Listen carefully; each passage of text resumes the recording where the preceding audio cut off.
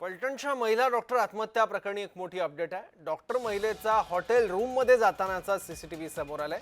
याच hotel room मध्ये महिला डॉक्टरने आत्महत्या केली होती।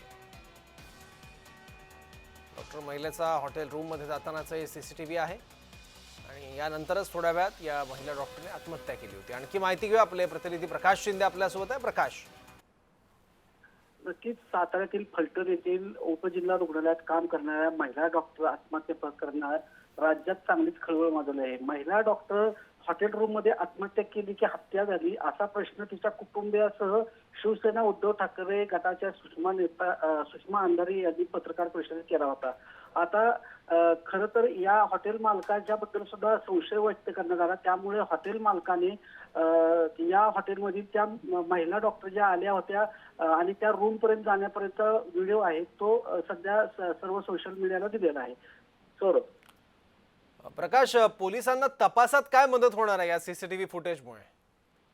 नक्कीच हे जे सीसीटीव्ही फुटेज मिळालेलं आहे त्यानं जे हॉटेल मालक आहेत त्यांनी ज्या वेळेस ती मुलगी आली तेव्हापासूनच लास्ट पर्यंत व्हिडिओ, संपूर्ण व्हिडिओ जे आहे ते पोलिसांना दिलेले आहे। त्यामुळे नक्की या हे जे आरोप झालेले आहेत या आरोपात किती तथ्य आहे हे पोलिसांना तपासण्यात मदत होणार आहे। ठीक आहे प्रकाश, धन्यवाद या माहितीबद्दल।